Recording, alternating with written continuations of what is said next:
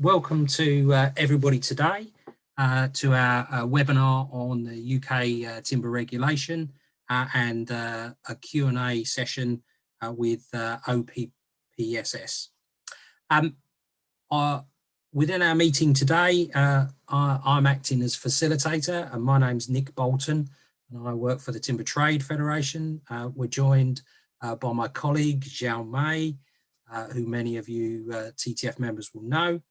We're also joined by Adrian Hawkes from OPSS, the body responsible for UKTR.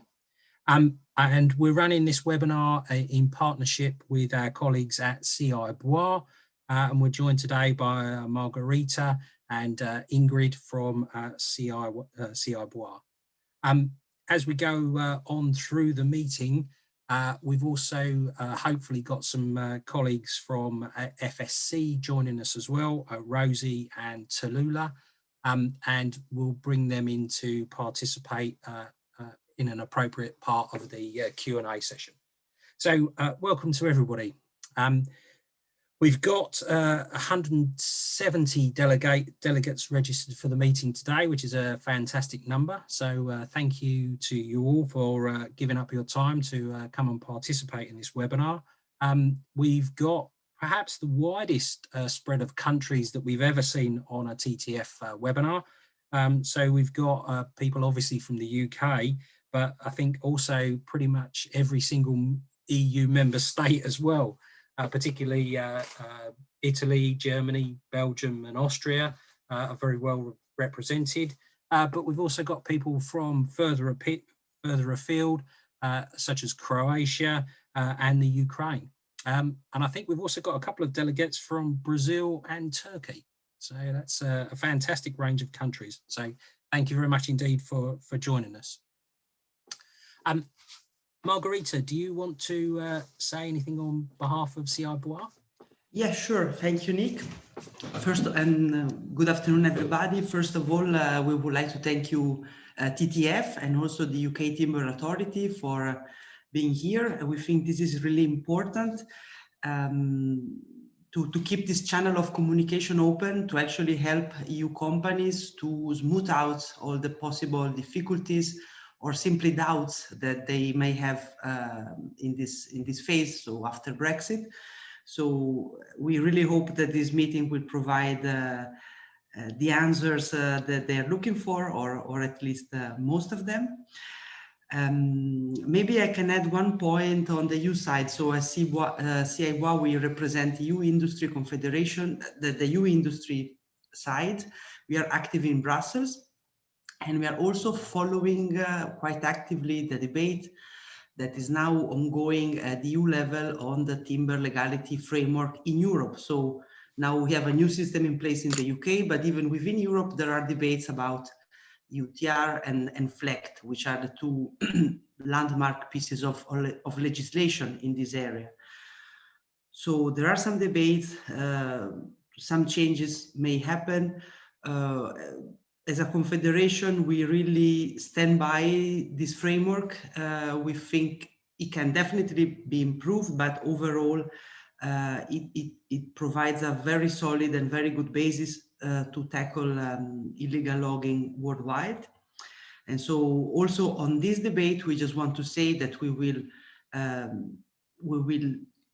follow it, give our input, share the information with our members and also with TTF, so also with our British member. So on this as well, we will really try and keep this channel of communication open. So this is a good start, we think, with this webinar. Thank you very much. Thank you, Margarita. I think that's a very good point. I think this is very much a channel of communication that we need to keep open. And I think we're going to need to keep it open for quite a while into the future. Okay, just a couple of practicalities. We're going to have a presentation from Adrian shortly.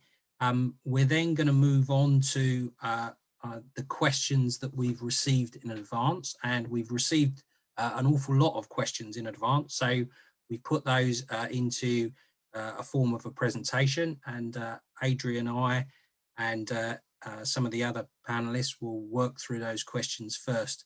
And then if we have time towards the end of the meeting, we can open up the floor for some more discussions. In the meantime, if you have any questions, please type your questions into the Q&A facility that should be at the bottom of your screen. And where we have time, we'll deal with those.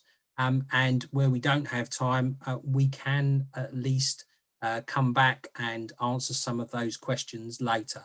So please make sure you identify yourself when you're putting your question into the Q&A facility at the bottom of the screen. And then that way we can capture all the questions after the meeting, and any that we haven't had a chance to address, we can come back and address later. Why are we here today? Well, it's the UK's exit from the EU, particularly the single market and the customs union, means that many requirements now have to be moved from being EU-based to being UK-based. And the timber regulation is one of the most important ones for us. So we've moved from the EUTR to the UKTR.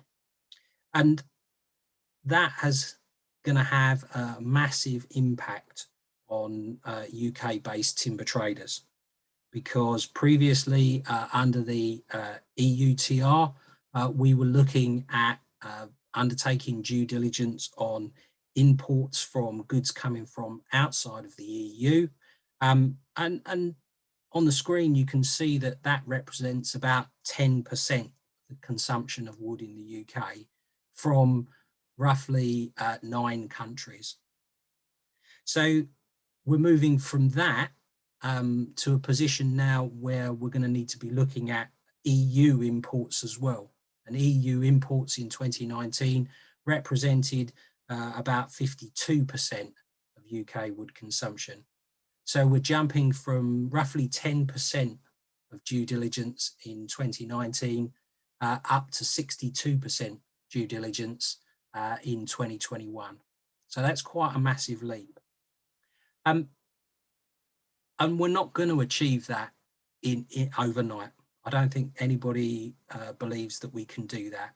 The EUTR has been in place since 2013, and I think even up to 2020, before we left the EU, as the TTF, we were still very much working on the EUTR, developing the processes and systems that were required to address due diligence. So I think, as Margarita said earlier, you know, this is going to be very much an ongoing process of communication. So some of the immediate issues we'll be able to deal with initially, but many of the issues I think will be ongoing and will take quite a long time to solve. So that's our basic agenda for today.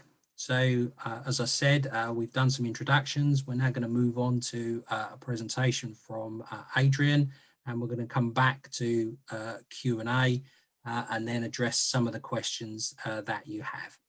So thank you very much indeed for listening, and I'll now pass over to Adrian. If I stop sharing my screen, Adrian, you can pick up from there. Perfect. And hopefully put your presentation up. That's great. Thank you very much, Nick. I will, if you just bear with me a second, I will try to get this up. Yep. Okay. Is that showing okay? Yep. Perfect. Yeah, you just need to put it on display mode. Perfect. Is that display mode? Yep. Perfect. Yeah, that's great. Lovely. And good to go. Excellent. Okay, terrific. Okay, thanks very much, Nick, and thanks to the TTF for inviting us along to speak today. So my name is Adrian Hawkes. I'm the enforcement team leader for the timber regulations at the Office for Product Safety and Standards in the UK. Today, I just want to talk through a few key areas relating to our regulatory area. So firstly, I want to talk through the framework of the UK timber regulations and set the context for how we enforce this legislation in Great Britain. I'll also look at what the rules are which are in place in Northern Ireland and what the changes mean for operators throughout the UK. I'll then talk through some of the exemptions to the timber regulations, or at least the exemptions to undertake due diligence, focusing mainly on FLEGT licenses, which is, I think the most relevant for this discussion today. And then finally, I'll just talk through some aspects of our approach to enforcement as the competent authority in the UK. I'll look at how we identify a new area of investigation, how we engage with businesses, and how we assess an operator's claims and their due diligence system in general. So just to start by looking at the framework of the timber regulations, the purpose of the UK timber regulations is to prevent illegally harvested timber and timber products being placed on the market in Great Britain. Not all timber products fall within scope of the regulations. The UKTR guidance that we have, and which is on our website, lists which products are included, and it lists those products by commodity code.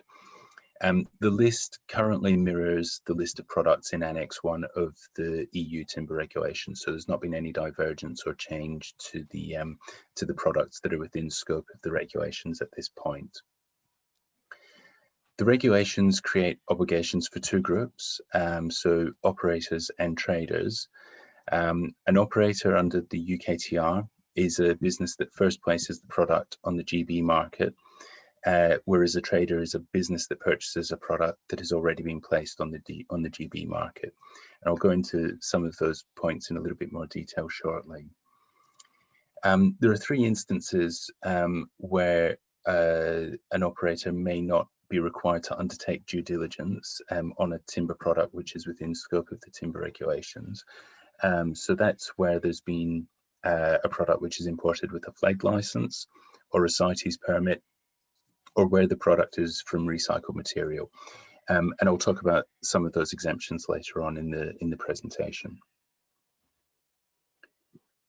So as I said, UK timber regulations creates obligations for two categories of people, operators and traders.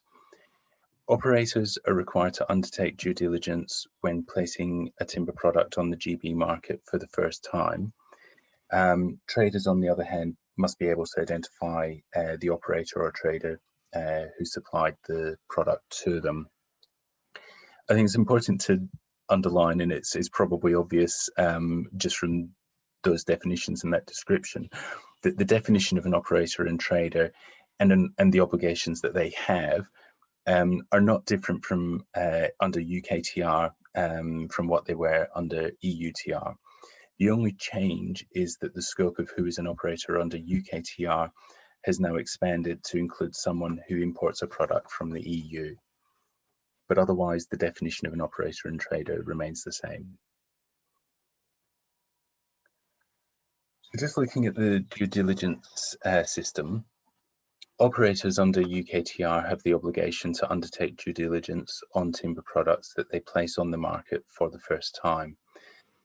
The due diligence requirements under UKTR have three components: access to information, so understanding your supply chain from the point it was harvested to placing the product on the market, a risk assessment on the supply chain to assess the risk of illegally harvested timber entering the supply chain, and finally, where that risk is not negligible, undertaking risk mitigating actions which ensure that the risk is negligible.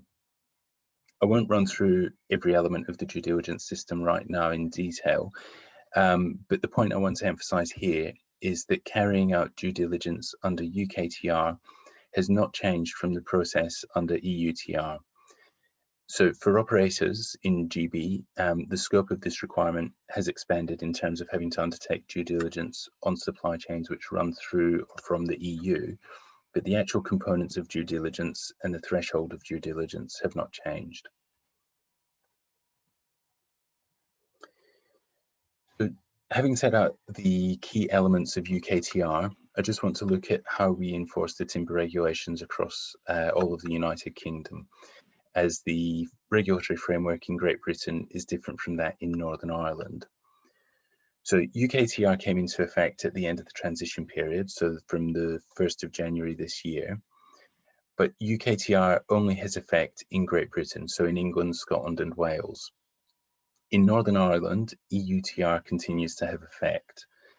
So in practical terms, what that means is that OPSS is still responsible for the enforcement of the regulations throughout the whole of the United Kingdom, but it means that in Great Britain, so England, Scotland and Wales, we're responsible for enforcing UKTR, whereas in Northern Ireland, we're responsible for enforcing EUTR. We'll run through a little bit more in detail what the impact of having UKTR in Great Britain and EUTR in Northern Ireland is. And to kind of illustrate that or expand on that, it's probably helpful to run through the following 4 scenarios. So the first scenario is timber moving from Great Britain to Northern Ireland. So if a business in Northern Ireland brings in a timber product from Great Britain, the business in Northern Ireland will need to undertake due diligence to ensure that they're able to comply with the due diligence requirements under EUTR. And that modifies the position that was in place prior to the end of the transition period and means that there's a new process in business for businesses in Northern Ireland to follow if they're sourcing products from a company in Great Britain. The second scenario is timber moving from Northern Ireland to Great Britain. So if a business in Great Britain brings in a timber product from Northern Ireland, there will be no new checks. And the reason for that is to give effect to the Northern Ireland Protocol, which said that there would be no new checks on goods moving from Northern Ireland to Great Britain. That replicates the position prior to the end of the transition period and means that there's been no change following the end of the transition period if a business in Great Britain is sourcing a product from a company in Northern Ireland. The third scenario is where timber moves from the EU to Great Britain. So if a business in Great Britain imports timber from an EU member state, that business is an operator and will need to undertake due diligence to comply with the requirements of UKTR. And that obviously modifies the position that was in place prior to the end of the transition period and means that there's a new process for businesses in Great Britain to follow if they're sourcing a product from the EU. And finally, looking at the scenario of timber moving from the EU to Northern Ireland, if a business in Northern Ireland buys timber that has already been placed on the EU market, the business in Northern Ireland is a trader. And the reason for that is that EUTR continues to have effect in Northern Ireland. So that replicates the position prior to the end of the transition period and means that there hasn't been any change following the end of the transition period if a business in Northern Ireland is sourcing a product from a company in the EU.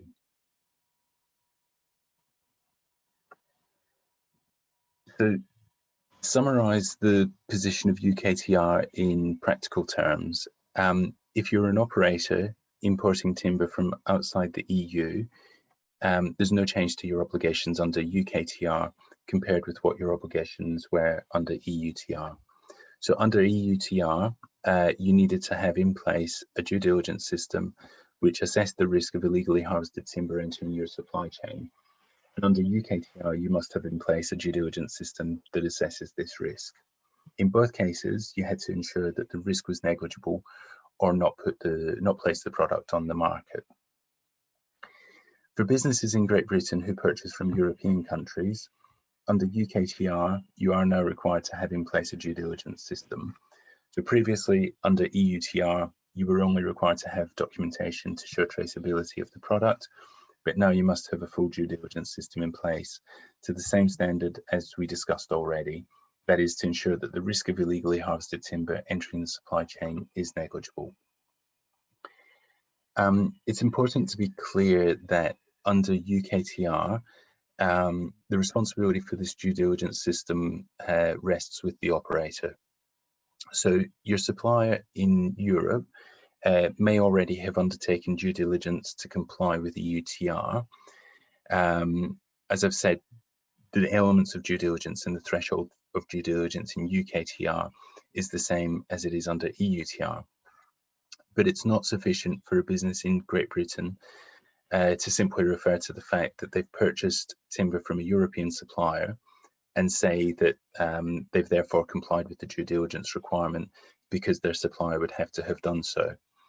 So the requirement under UKTR requires the operator in Great Britain to have access to the information of the due diligence system and to be able to make that information available to the competent authority upon request.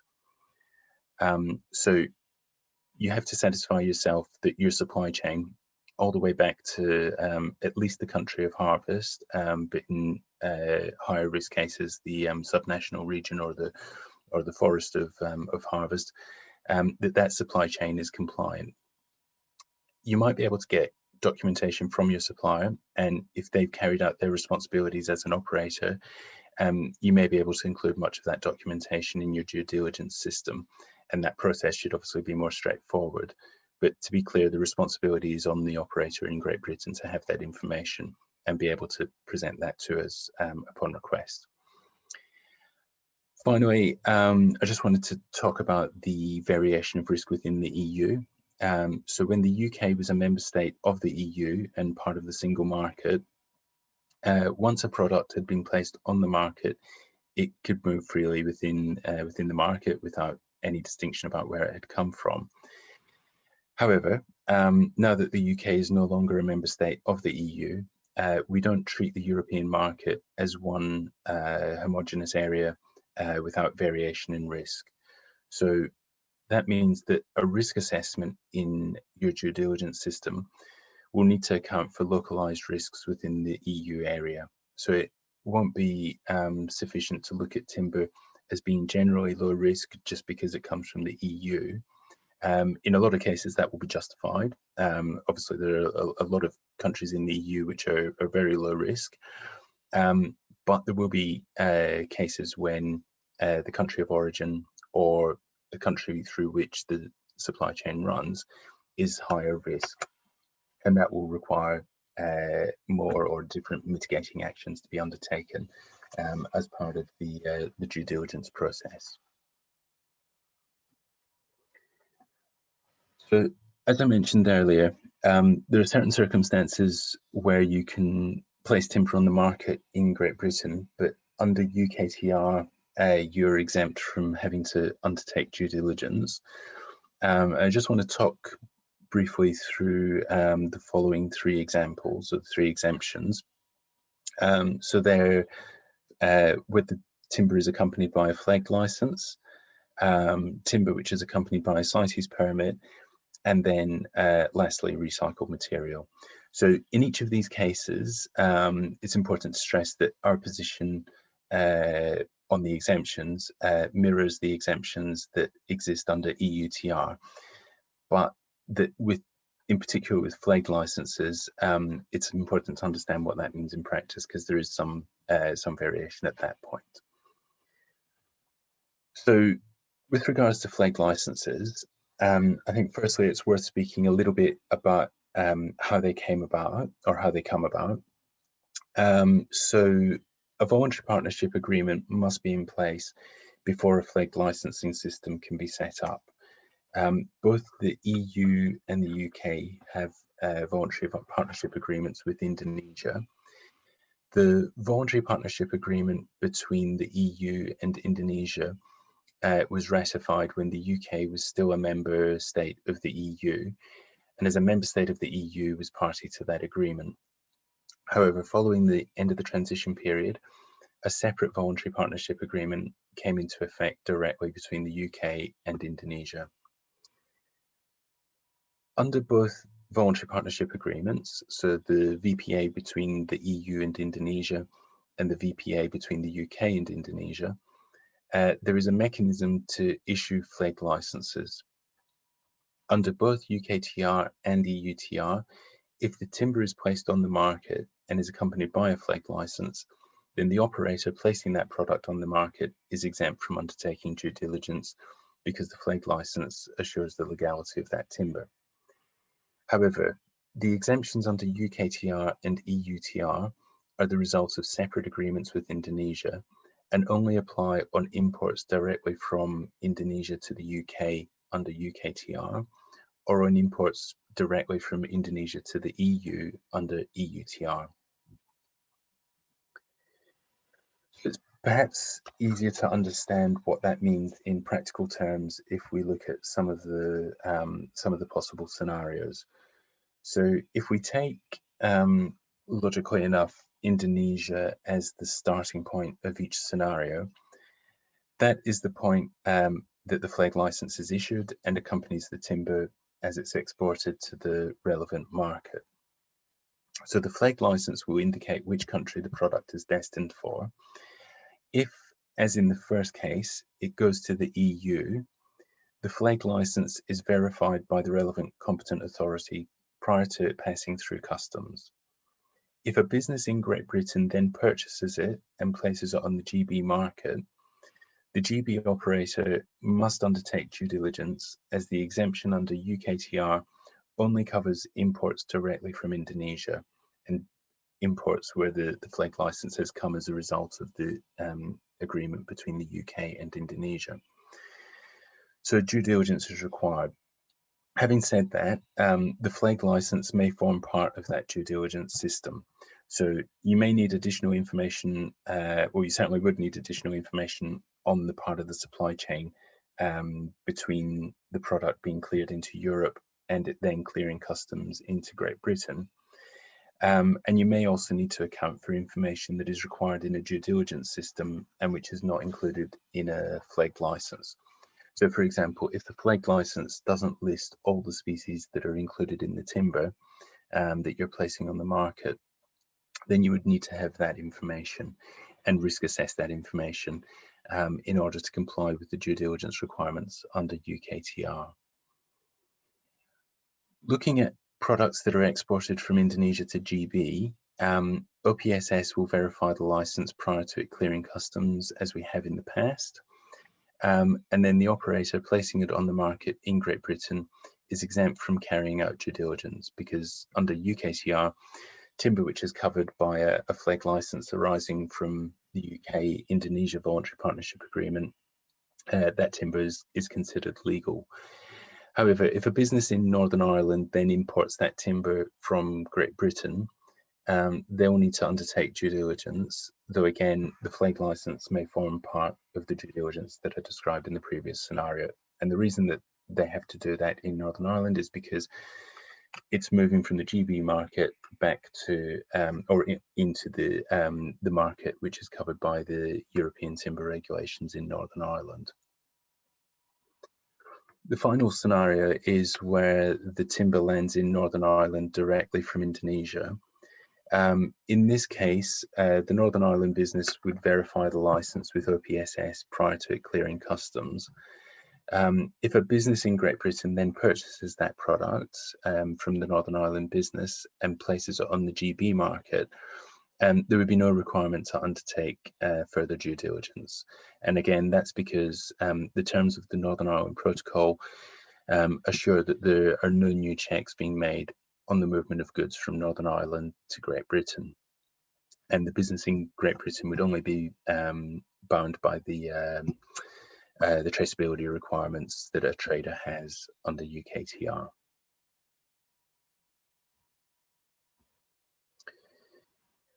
So moving on to CITES, timber which is covered by a permit under CITES is considered to comply with the requirements of UKTR. So importers don't need to undertake due diligence on this timber when placing it on the GB market. I won't go into too much more detail about this here, but further information on it is available on the gov.uk website and the cites.org website. And in the UK, it's the Animal and Plant Health Agency, which is responsible for verifying permits attached to imports coming into the UK. I don't expect it that the CITES exemption applies to a large number of people participating in the call today, but certainly if there are particular issues with this that people would like to follow up on, please let us know either in the chat or following the meeting. the final exemption from due diligence that I just want to talk about briefly is the exemption for recycled materials. So when an operator is placing it on the market in GB. So our starting point is that if a product is included within the scope of UKTR, then due diligence is required on that product. An exemption to this applies, and again, it mirrors the exemption under EUTR for products that have completed their life cycle. So it doesn't apply to byproducts of a manufacturing process. So, you know, the offcuts of timber that are used for a new product are not covered by the exemption. And it's also not exactly interchangeable with products that are second-hand and recycled only because they've changed hands. So an example of something being simply second-hand is oak barrels that are used to distill alcohol. These might be bought, and very often are, second-hand, but they're still being used as they were originally intended, and so they don't fit in with the exemption. The product has to have reached the end of its life cycle and would otherwise have been discarded as waste. So for example, things like floorboards that have been reclaimed from a house that was going to be demolished, and those floorboards are then repurposed as furniture or something. That would qualify as a product which would otherwise have, you know, that had reached the end of its life cycle and would otherwise have been discarded as waste. So as I said, our starting point is that products within scope of the UKTR are subject to due diligence requirements, and the onus is on the operator to demonstrate that the exemption applies to them. They'll need to provide evidence that the product had reached the end of its life cycle and would have otherwise been discarded as waste. And we've got further information on that, of what kind of documentation you can provide, you know, certificates, photographic evidence, and so on. We've got further information on that on our guidance document for UKTR, but it, as I said, mirrors the guidance that was in effect under EUTR as well. So I'd like to move on now to talk a little bit about our approach to enforcement more generally. And specifically, I want to talk about how we choose an area for investigation, how we engage effectively with businesses, and some practical points about how we assess a business's due diligence system.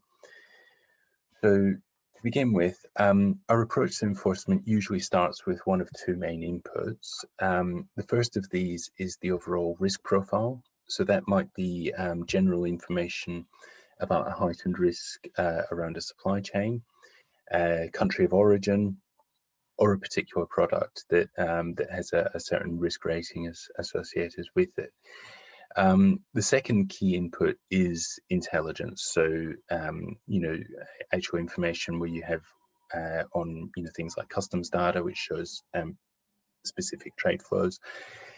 Substantiated concerns where we've received credible information about non-compliance, either in a sector or in a business or in a particular supply chain.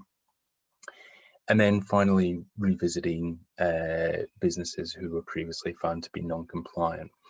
So in reality, these are two separate inputs, but they are used in conjunction with one another to build our understanding of risk in the sector. So where we may have a general appreciation of risk, we'll then look to verify this and test it with intelligence and specific information. And finally, once we've done that, it needs to be filtered and assessed against the impact on the UK. So illegal logging is obviously a global problem, but we also need to be realistic about which issues we address. They need to be issues which are within our control to have an impact. So there might be a more serious issue, but it's not filtering into the UK space. And so we'll obviously prioritise those concerns and those issues which are having a direct impact on the UK. So I guess having had a look at how we establish what the risks are and where the higher value areas to engage with are, the question is obviously, how do we engage with businesses effectively? And I guess there are two main ways that we engage with businesses. Firstly, through awareness raising activities, and secondly, through enforcement activity. So with regards to awareness raising activities, it's important to remember that we're part of, maybe some people on this call might not be familiar with this, but OPSS, the organisation that I belong to, is also it's a directorate of the Department for Business. And so one of our key aims is to ensure that businesses are able to function as a productive part of the economy.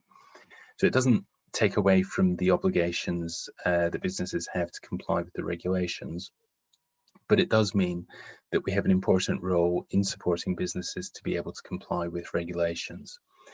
So in that context, we take steps to ensure that we dedicate a significant amount of time to awareness raising activities. We regularly run and participate in workshops which are designed to support participants and support them to understand what their obligations are under the regulations, and also provide an opportunity to ask questions and clarification about our activity or the regulations themselves. We run a variety of workshops that are either general in nature or focus on a specific sector or a particular product. And certainly in the last 6 months, we've run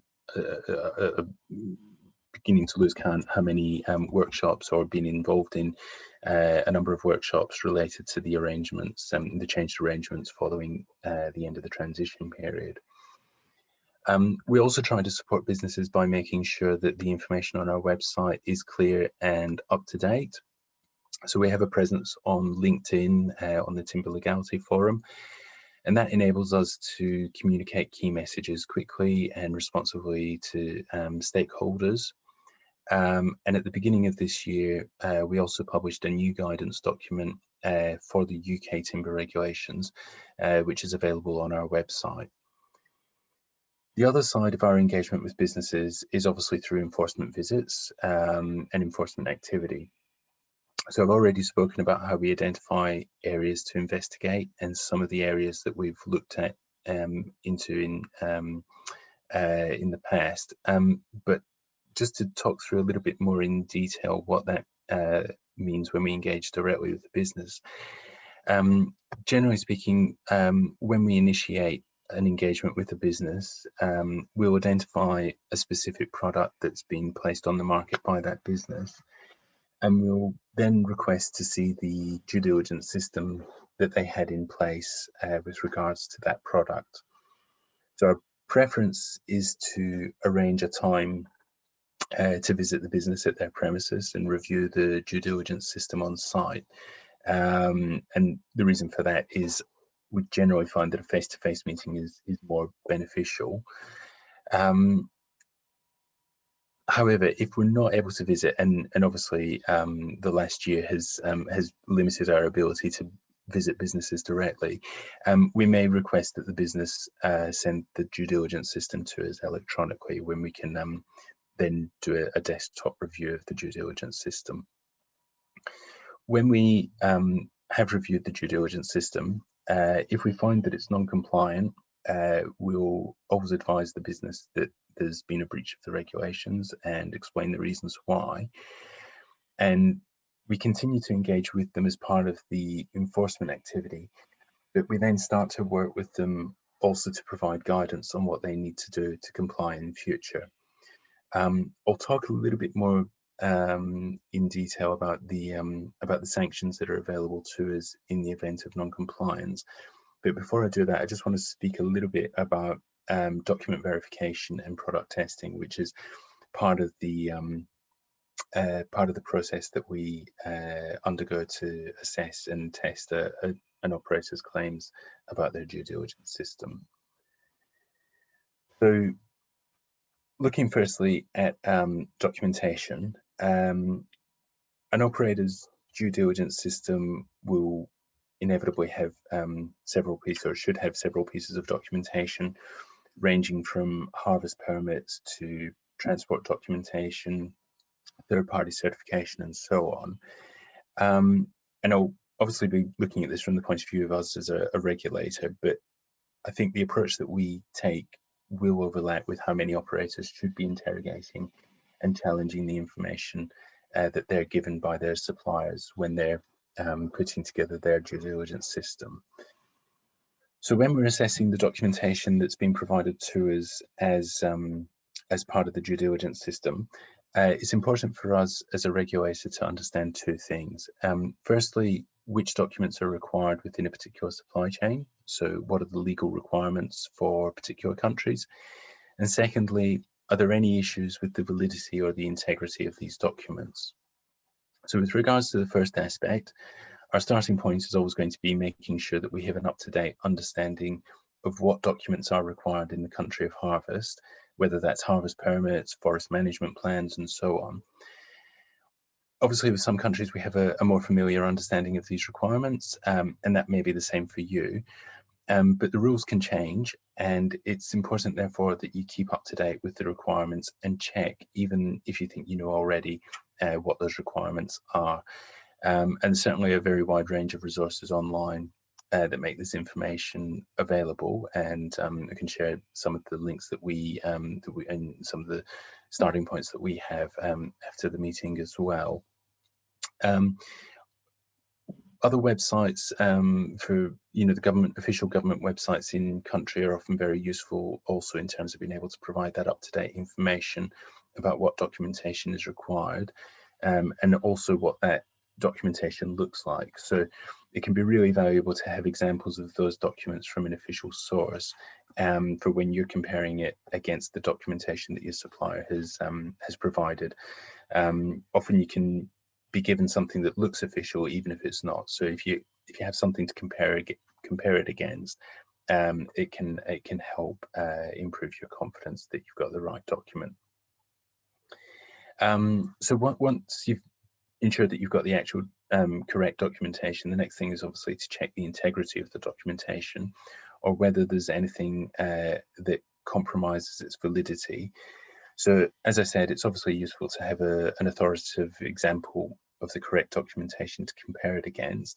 But even when you do have that example to compare it against, it's important to still check other aspects of the document. So, for example, if there's a risk of corruption in the country of harvest, you may wish to check the names of the officials who issued the permits. A search online will sometimes reveal the names of individuals who've been involved in corruption. And if that name appears on your documentation, you may have a risk that you need to address. It's also important to check the validity and scope of the documentation. So one of the things that we do when we're looking at an operator's due diligence system is piece together the timeline according to the documentation and make sure that the dates hang together. So basic things like, was the harvest permit issued before the transport documentation, and so on. Also things like checking that the harvest permit covers the species that you have in your product is important as well, if you're relying on that as part of your due diligence system. Also with third-party certification, it's really important to make sure that the scope of the certification covers your product. So to use FSC certification as an example, sometimes we'll be presented with just an FSC certificate to cover a link in the supply chain and to mitigate the risk at that point, and everything looks fine. So let's say the certificate was issued 2 years ago and the copy that has been provided says that it's valid for another 3 years. It's always important to still double check these certificates online. So if you go onto the FSC website, you'll be able to check a number of things, such as whether or not the certificate is still valid. So sometimes the certification will have been terminated or suspended, but the information is only available if you check online. It won't necessarily be given to you, and probably won't if the operator is relying on an out-of-date certificate. Secondly, the certification has to cover the product that you're importing. And again, you can check online for further information about the certificate, which will tell you, or the certification, which will tell you which products are covered by that certification. If your product isn't listed there, then it isn't covered by that certification. And finally, the certification also needs to cover the species in the product that you're importing. And again, it lists online the species that are of timber that are covered by the documentation, and you need to make sure that the species that you're placing on the market has that information, or is covered by that certification. Another way that we have verified an operator's claims in their due diligence system, and again, this is something which is open to operators and may be necessary in a number of cases, is to undertake scientific testing on the product that they're placing on the market. So one of the obvious risks in a number of supply chains is that the illegal timber may have been laundered and mixed with legal timber. And there's an obvious challenge here that you and your supplier might have, in that you've got the correct documentation relating to that supply chain. And on the face of it, and officially, everything looks as though it's in order. However, if an illegally harvested piece of timber has been substituted into the supply chain, it may be appropriate to use scientific testing to verify or challenge those claims. So if you have a piece of documentation showing that the timber is American oak, you can undertake testing to verify those claims. We use two main types of testing.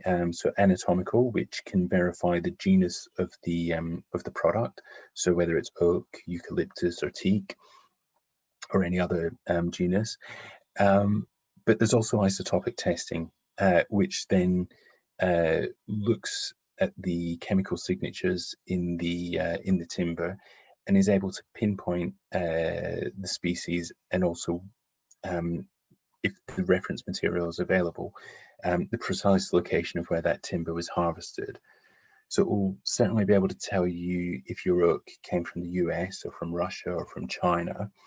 But in cases where there's good reference material available, the level of precision and accuracy can get down to particular regions, and in some cases even the forest concessions.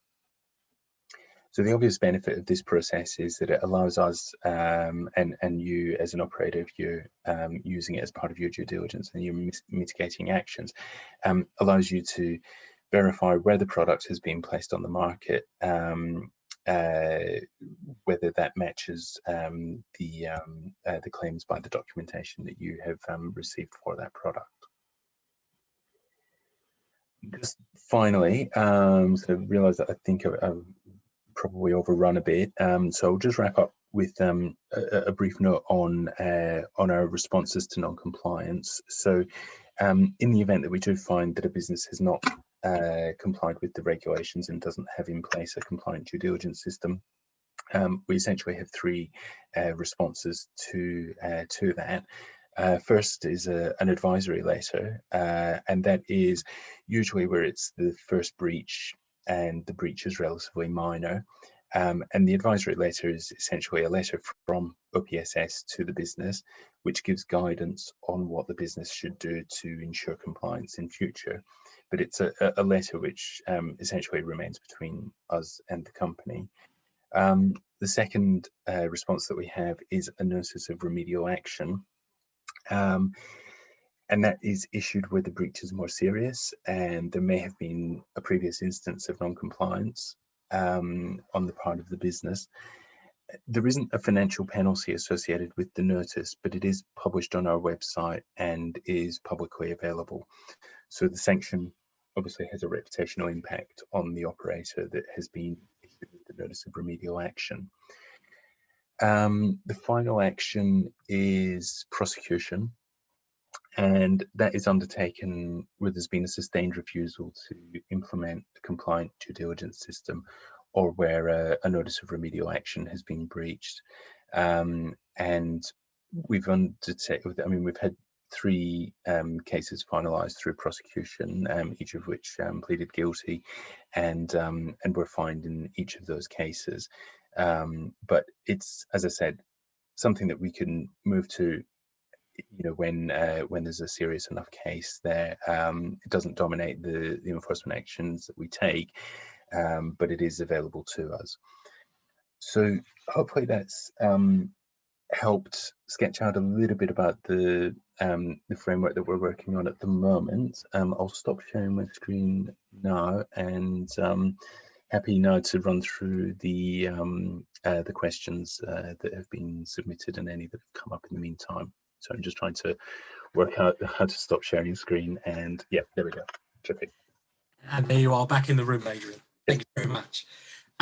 Okay, so thanks for that presentation. That was really comprehensive, and I think as part of that presentation, you've addressed a number of the questions that we received in advance. So hopefully that will satisfy some of the people that sent in questions previously. Sure. What I will say on the back of that presentation is that Adrian very kindly sent us a copy of the presentation this morning. So we'll share that with everybody that's on the meeting today. So we'll make sure you get access to that presentation.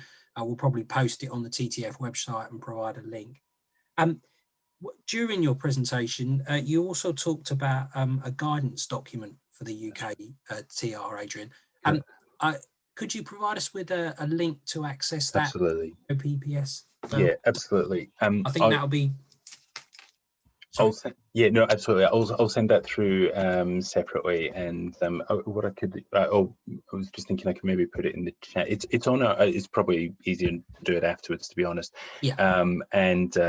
Yeah, absolutely. We can share that with you.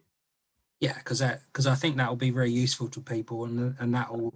I presume that's set out in sort of an FAQ format, something like that. So what it is essentially, when we were preparing for the end of the transition period, and for EU exit itself before that, we collated the previous guidance that was available for the European timber regulations, and grouped the existing guidance together into one document, and adjusted it and amended it as appropriate for the UKTR regulatory framework. So it's one document. It runs through in detail the key areas of the legislation, includes a number of scenarios which hopefully provide some guidance and something of a steer to businesses to understand what that means in practice, and it's available on our website, and just the landing page of the timber regulation page on OPSS's website. But I'll send through the specific link to that, and yeah, people can read that at their leisure and have access to that. Great, thanks, Adrian. Okay, so what I'll do now is I'll put up on the screen the questions that we've received in advance. So let me just share that like this. And what we've done is we've tried to combine them together so that we've got questions of a similar topic grouped together. Yeah. So jumping straight in at the beginning, Adrian, we had quite a lot of questions around who is the operator and how we decide when goods are moving from the EU to the UK. How can companies decide if they are the operator, and what is the legal definition going to be treated as? Okay, so the legal definition is identical to what it always has been under EUTR, but adjusted obviously for the UK or the GB context. So it is the business who is responsible for placing that product on the market for the first time, and in the context of UKTR, that means placing it on the GB market for the first time. That's the legal definition. In practical terms, that can sometimes be a little bit more difficult depending on various arrangements that businesses might have to kind of pinpoint who that is. But essentially, when we're looking at who the operator is and trying to identify who fits within the definition under the legislation, we'll look at the C88 form, the customs declaration form that's made by the business, and I think it's box 8, which shows who the business is that's responsible for clearing that product through customs, and that's how we would identify who the operator is in that context. Okay, so that means that the person that's is responsible for the customs declaration is going to be the operator. Yeah, so the business that clears it through customs. Exactly. Yeah. Yeah. Okay. And that also means that if you undertake the customs entry, somebody undertakes the customs entry on your behalf, it's important to understand that you may still be named on the customs declaration, even if you didn't actually do that yourself.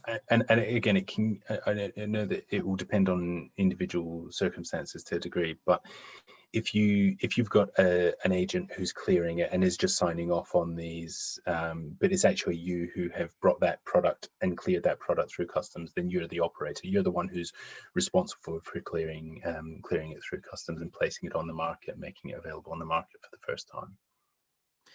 And in contractual terms, so when we're looking at things like INCO terms, for instance, standard international trading terms, if the contract's done on a delivered basis, so a DLD contract, then the person who is buying the goods is still responsible, because within that INCO terms contract, the customs entry may be done on your behalf, but it's important to understand that it is still being done on behalf of the buyer. Yeah, so it's the person who makes it available on the market, and you know how that works in terms of the various structures. You know, some variation in that, but the essential thing is that it's who makes that available for purchase in the market for the first time. Yeah. Okay, excellent. And and if anybody's got any questions around the commercial side of that, TTF are happy to take those. And if it relates back to the UKTR, we'll pass them over to Adrian.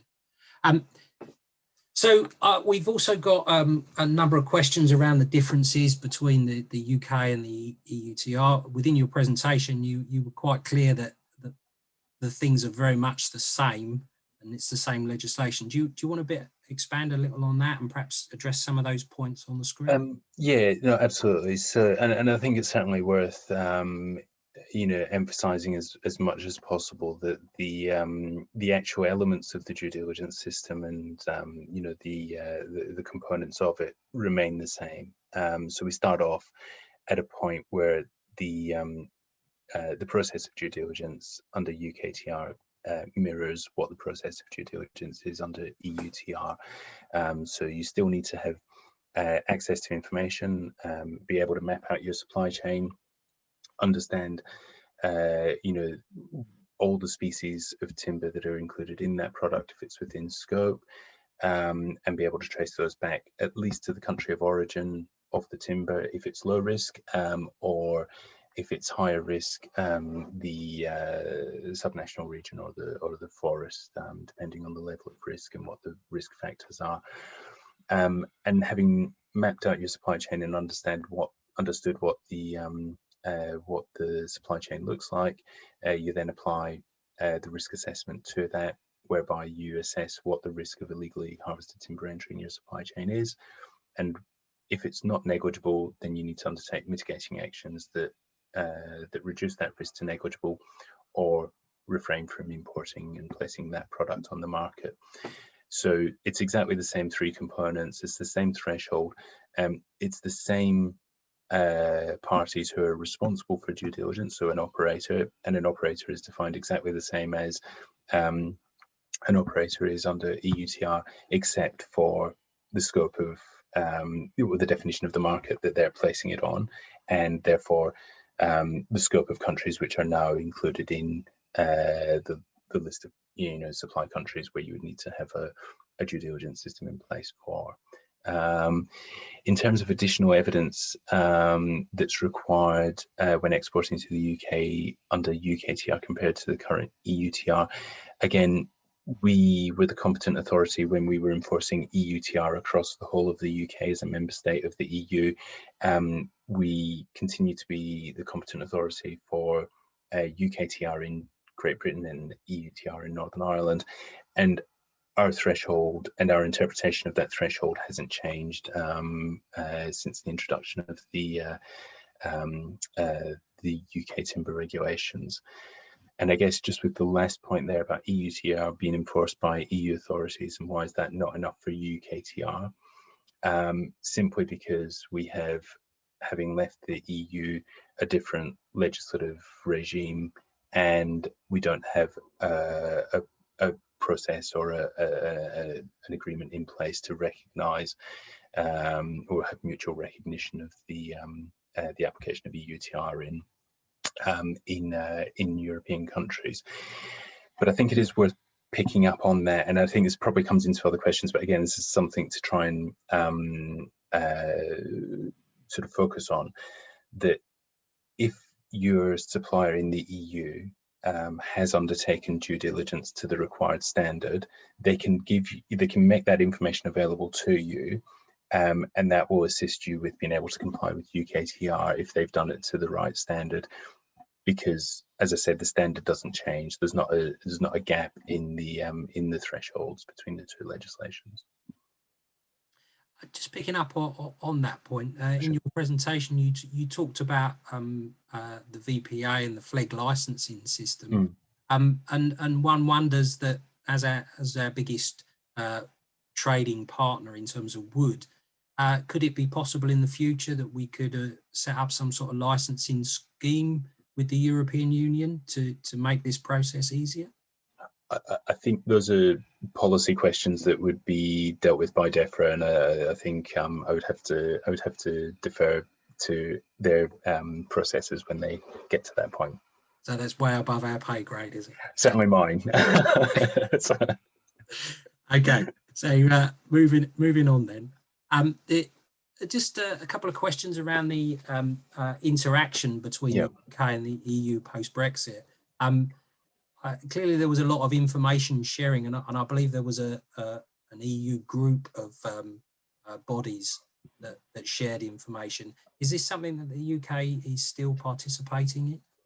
So we haven't, since the middle of 2019, participated in the EUTR expert group meetings that used to, or that still take place, and that we used to participate in as a member state, and we haven't participated in those since the middle of 2019. In terms of more general, I mean, we still share intelligence and share experience with other governments generally. I had a meeting with the Australian government last month, and we regularly interact with governments from other countries, obviously to address what is a global issue, and it requires to an extent a global coordination for some of these issues, and we certainly engage with a number of NGOs and other groups who in turn engage with a wide range of governments as well. So either directly or indirectly, we are certainly very engaged with other governments more generally, but we don't have an ongoing specific point of engagement as we did with the EU expert group meetings. Again, because having left the EU, it's not the case that we're involved in those meetings anymore. Okay, I guess it may be a policy question, but given that the EU as a single market has said that forestry law is very much an individual member state policy, so would it be necessary to interact with, for the UK to interact with individual member states in the future, perhaps? Again, I think some of that may be decisions that are taken by the policy area over time, as we, and maybe the consequence of other arrangements, but not something at this point. Just to speak of what the current situation is, it's not something that we don't have specific mandatory meetings like we used to, or we're routinely involved in that sense. Okay, and then we've got a question around identifying areas of risk. You talked about as an enforced part of the process, identifying areas of risk. Was there any work within that expert group, or has there been any work taken in the UK to look at how big a problem illegal harvesting within Europe might be? So not going into specifics, and bearing in mind that we have only ended the transition period at the beginning of this year. Clearly. We have, and obviously the other impact that that COVID has had on things generally. So we haven't got anything that I would want to share at this point in specifics, but we do continue to scan, not just within the EU, but across the world more broadly, what the areas of risk are, what risks are emerging, how to address those. And as I said before, and I think drawing back to what I was saying in the presentation about the way we identify risks and assess where there's a higher risk, we then look at what the impact is on the UK. So I think that's probably the most useful thing that I would point to at this point in terms of how we approach that process of understanding what the risks are generally throughout the world, whether that's on the basis of increased levels of risk in country or the particular products or supply chains, and then where we've got specific information that links that to having an impact on the UK, that would be our starting point. And then again, in terms of we would usually rely on, in terms of assessing or establishing that there's a risk of illegal harvesting or a problem with illegal harvesting, we'd probably look more to reports that have been done by specialists in the field, and we don't have the capacity to go out and review individual practices in other countries directly. We would be relying on reports and information that comes from organizations that are more closely connected with that. Okay. And then the last point on this screen is really an illustration about the scope of the UKTR. Yep. So I, as far as I understand, we took over exactly the same scope as the EUTR. Mm-hmm. Are there any plans to begin to expand that scope to include things like wood plastic composites? So in terms of, specifically wood plastic composite, not that I'm aware of, but and more broadly, we don't at this stage. And again, this is something that would come from the policy area with DEFRA in terms of expanding the scope. So there isn't anything that's been sent out in terms of consultation or an indication that we are going to change or that DEFRA is going to change the scope of the products that fall within the timber regulations, which, as you say, exactly mirrors exactly what was what's currently the list of products in scope under EUTR. But I think it is worth drawing attention at this point that we're not tied to keeping lockstep with the products that are within scope of EUTR and making sure that those are always aligned. There's not anything at this point to say that there's divergence on either side, but an obvious consequence of leaving the EU is that we now have exclusive control over that legislation, and it follows from that the exclusive power to amend that, whether it's in concert or not with EU legislation. Yeah, that's very much the same position in terms of technical standards, where we've carried across initially the European harmonised standards to become UK designated standards, and at the moment they're exactly the same. But in the future we could see divergence. Absolutely. Okay, that's great. So moving on then. So some questions, some further questions around the scope of the UKTR, and the first one is specifically around pallets. There's a lot of trade in empty pallets and pallet pools. would pallets come within the requirements of the UKTR? Yeah, so pallets are within scope of UKTR if they're being placed on the market as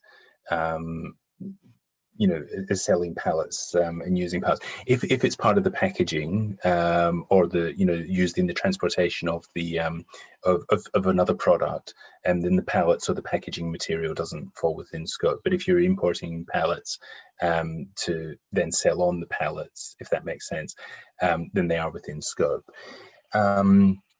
In terms of this, I think there's probably more information that I would need before I can say exactly what our response would be. But perhaps if I kind of discuss a couple of points around it, we might cover the possible scenarios. So if the company in Great Britain sends the pallets to the EU for repair and doesn't ever lose, it doesn't ever exchange ownership of that to the company in the EU, and when the pallet is returned, it is exactly the same product as it was before and doesn't have any new timber put into it. As long as you could demonstrate that it was exactly the same product, then I think any due diligence that had been carried out by the operator originally in GB, should cover that, because it hasn't had any new timber put onto it. I'm not overly familiar with what would be involved in the repair of a pallet and what processes would be involved. I'm sure it varies depending on what the damage to it is. But if you did have to repair it, putting into it a separate beam of timber or something that is new, then obviously that piece of timber is now being placed back on the market in the UK, in GB, for the first time. So that would need to have due diligence carried out on it. Okay, well, I mean, we've got the Timber Packaging and Pallet Federation, Timecodes. So we'll follow up with them, because I'm sure they'll have already done some work in this. As I said, there are things called pallet pools where pallets are shared around within Europe, and I suspect they may be exempt in some way. But it's very interesting, your point about repaired pallets, because clearly a new pallet board is a new piece of wood coming into the EU. So and like I said, I mean, I'm making some assumptions there with the question. So if whoever asked that wants to follow up through you to get more information or be more more specifics on that, certainly happy to come back again on that. Okay, thanks. And then there was another question around reused material, and you talked a bit about that. We've obviously got things like repurposed floorboards, for instance. So interestingly, I guess the question is, if those repurposed floorboards are in the UK, then I presume, well, would we need to undertake UKTR due diligence on those? So if you're talking about a product which is already in GB, so floorboards, and then you change it into furniture, for example, and it doesn't change the market, it's that product's already been, that timber's already been placed on the market in GB at some point, and you're not placing that timber on the market for the first time in Great Britain. You've just changed the form of it, so you wouldn't need to undertake due diligence on that. The point around the repurposed material, I suppose, comes from when it is being placed on the market for the first, when that product has been placed on the market for the first time, and it's a product that would otherwise be in, it's a product which is within the scope of UKTR, and for which the operator would need to undertake due diligence. And there's the exemption that I was referring to in the presentation about products which have been would otherwise have been discarded as waste and have reached the end of their life cycle. And it's just saying that at that point you wouldn't need to undertake due diligence on those if you're placing that product on the market for the first time. But if you've got a product which is already on the market and which has just been transformed into something else, you're not you're not placing, you might be, I suppose the product is new in the market, but you've not placed that timber on the market for the first time because it was already on the market, if that makes sense. But if you imported those floorboards for reuse, then they would be being placed on the market for the first time. They would be placed on the market for the first time if you were importing them.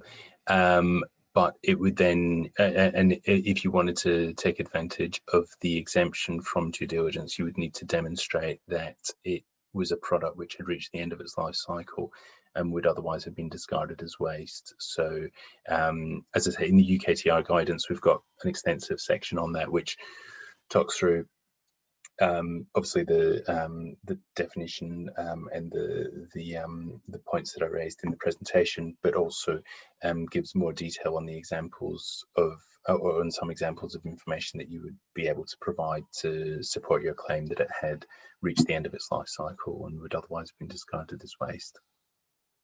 Okay, that's great. So moving on. Oh yeah, just a quick question around what's recycled material. Yeah. So again, it's defined in the guidance as something which has reached the end of its life cycle and would otherwise have been discarded as waste. It's not expressed in percentages of post or pre-consumer recycled content, and I'm glad that that's actually been raised, because if a product is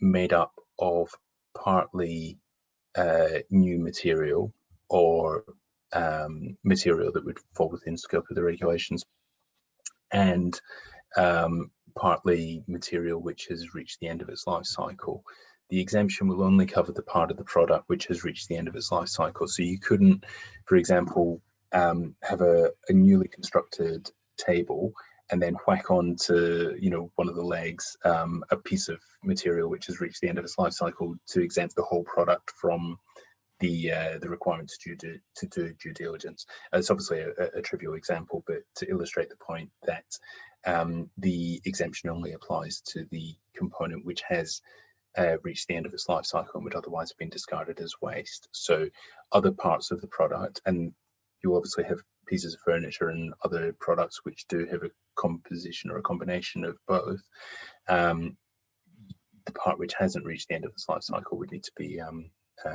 would need to have due diligence carried out on that. But probably the most common form of those products would be something like particle board, for instance, which will almost certainly have an element of waste, but also an element of wood fibre as well, virgin wood fibre as well. Yeah.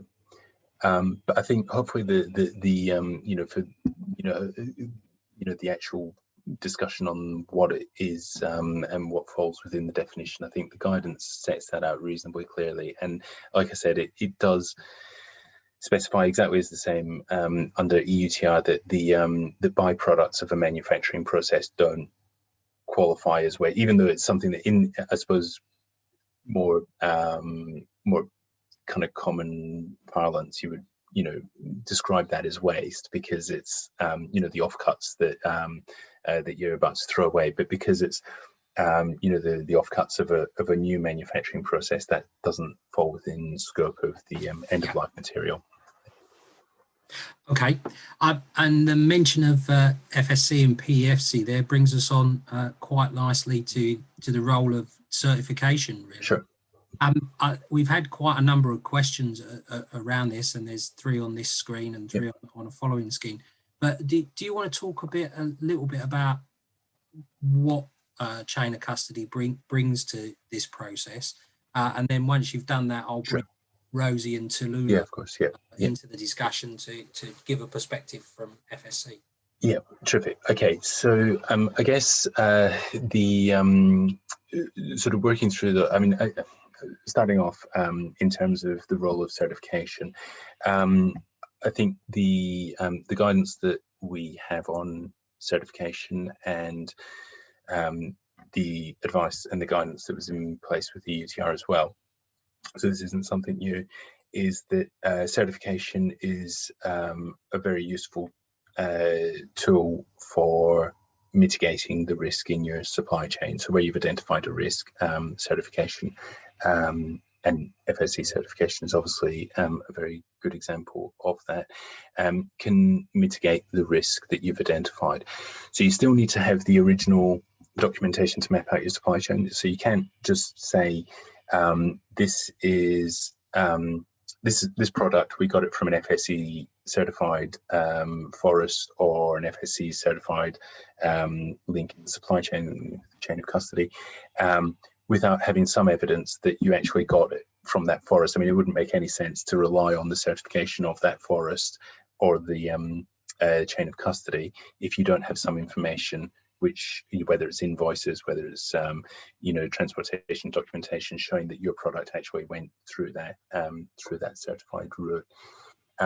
And I think in terms of the first question, if the timber is originating from a low risk country and is fully FSC certified, evidenced by commercial invoices and database, what other documents and checks are needed to demonstrate compliance under UKTR? I'm always reluctant on the basis of incomplete scenarios to say nothing else, but it's I think going back to what the requirements are you able to trace the species of timber in your product back to, in the case of a low risk country, the country of origin? Yes. Do you have objective evidence to demonstrate that the piece of timber you're referring to made that passage? Yes. And if you've got FSC certification, then that's that's terrific, and that's obviously a huge support to mitigating any risks that you might have identified in that process. I think when you get to the second example, where you've got controlled wood from Russia, I guess if you take it from the point of view of the from our point of view, when we review a due diligence system from an operator, maybe a little bit cynically, we'll go in, and be the devil's advocate and be looking for areas where there's a risk. So we'll want to say, okay, have you thought about this? Have you thought about that? And in any of those processes, have you completely closed the loop, or have you closed the opportunity for illegally harvested timber entering your supply chain? And I suppose when you have unknown suppliers in the controlled portion and you're not able to account for those, then that would suggest to me that there's a risk there that you need to be able to account. It doesn't say that you can't mitigate it, and it doesn't say, we're not saying that you can't still use that supply chain, but you do need to be able to mitigate that risk to a negligible one to be able to import it. And if you're not able to mitigate that risk to negligible, and it's maybe implied in the question that if you're not, if they're having difficulty mitigating that risk to a negligible risk, then the answer is simply to not import that product, or not to place it on the market, because you won't have been able to meet the threshold of the due diligence. And then in terms of providing forest level documentation for the forest sources, again, as I said, where you have the regulations state that if that in terms of the access to information, you need to be able to identify the country of origin for each species in your product, and where there's a higher risk, which Russia would certainly fall within, you need to be able to identify the subnational region or the concession of harvest. So it will depend on the level of risk how far you go. As a minimum, you need to have the country of origin, but in many of these supply chains, you'll be looking at least the subnational region or the forest as well. Okay, and I think at that point, should we bring Rosie and Tallulah in? Rosie, are you with us? I am. Can you hear me? We certainly can. We certainly can. So you sent us a slide earlier, so I'll bring that up on the screen like that. Yeah, I mean, I think the first thing to say, as Adrian has, is that UKTR is the same as EUTR in terms of the recognition of certification schemes as a way of mitigating risk, not necessarily being a green lane in the same way as FLEGT or CITES permits, but certainly has a role to play in that mitigation. And obviously legality is quite a core part of what FSC does in terms of the forest standard. Legality is principle 1. So we would certainly see it as a good mitigation measure. The reason I suggested that this slide be put up, and I'll remind me to come on to C, which I cut off here, but just that point that Adrian was talking about, that people need to have that information on species and country of harvest and possibly more specific location information. That isn't necessarily passed on as a given as part of FSC certification. But the FSC standard and this clause, I know it's a lot of words on a slide, but I didn't want to have to read the whole thing out. And hopefully we can share that with everybody here. It gives a way that if you're sourcing from a certified supplier and you need this information in order to comply with timber legality, then you can request this information. And if the information is not available, your supplier can push back through their supply chain to get this information on species and country of origin. And we're not prescriptive here into what form that information is. And I think, you know, it's very much more for Adrian and OPSS to say what information they require. But this clause in the FSC standard does at least give you that opportunity of going back through your supply chain and asking for this information. I think it's also important, the point that Adrian made, is not just enough to be sourcing from an FSC certified company. Yes, you need to check the scope of their certificate, check that it's valid, but you also need to check that the products you're being supplied with are FSC certified, because the FSC certificate of the company doesn't guarantee that what you're receiving is FSC certified. So certainly a need to sort of check on your invoices and delivery note that that's what you're receiving if you're going to rely on this as part of your due diligence. Adrian also mentioned that need to sort of check the scope and validity of certificates. Just to mention here, there is a tool that FSC certified companies can use called Certificate Status Watch, which is on the trademark portal, and we can provide further information afterwards, where you can list your suppliers, and then you will get an update if their scope changes or if the status of their certificate changes, so if they're suspended or terminated. So that just might be an additional tool that you can use to flag up any issues with your supply chain. So the point that I didn't include on this slide, and I see there have been quite a lot of questions on it, there is a C to 6.1, which talks about the need to provide information on any pre-consumer reclaimed material.